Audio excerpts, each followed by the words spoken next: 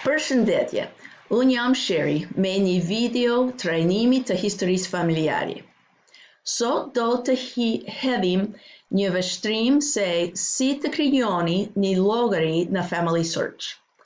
Shkoni te familysearch.org, kontrolloni në këndin e sipërmbajtjes për të siguruar që askush nuk është regjistruar atje.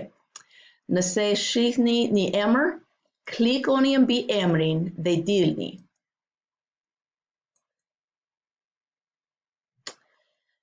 Tani, kur askush nuk është identifikuar, do të shihni krijo një llogari. Klikoni atje. Të gjithë llogarit në FamilySearch janë falas. Le të fillojmë. Vendosja emrin tuaj. Kjo nuk është një llogari reale. Duhet të jeni të paktën 8 vjeç. Unë do të hedh në disa numra këtu. Në fakt nuk po krijoj një llogari, por kjo do t'ju tregoj se si të krijoni tuajin. Femër shtoj informacionin e anëtarësisë në kishën e Jesu Krishtit. Vazhdo.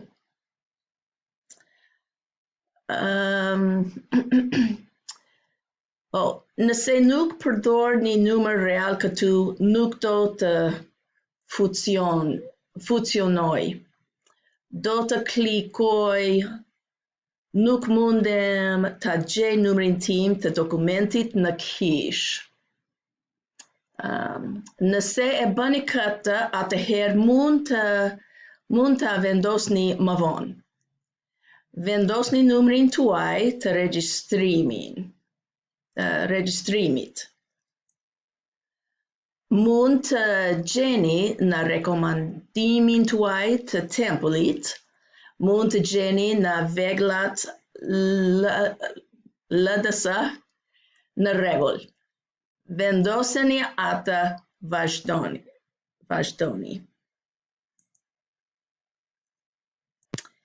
Tani, ju duhet emri juaj i përdorësit, fjalë kalimi dhe më pas ju duhet një opsion rikuperimi.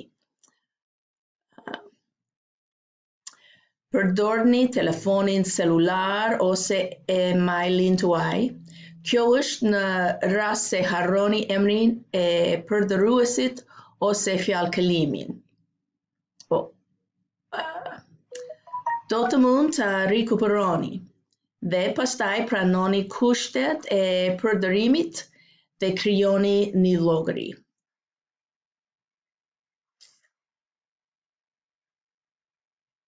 Më pas, hapi vetëm që ka mbetur është të shkoni në emailin tuaj ose në telefonin tuaj celular dhe të aktivizoni llogarin. Do të shkoni në emailin tuaj dhe do të lexoni atë. Do t'ju tregoj saktësisht se çfarë të bëni. Thjesht klikoni mbi të dhe llogaria juaj do të jetë aktive dhe do të jeni gati për të shkruar. Kthehuni te FamilySearch.org dhe në këndin e sipërmbajtjes do të vazhdoj të thotë krijo një llogari, por klikoni në hyrjen. Ja ku është.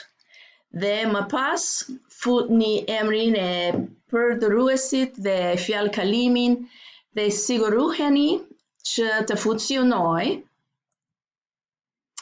dhe që ju mund të shihni pemën tuaj. Në rregull, kjo është pema familjare. Pema. Kjo është.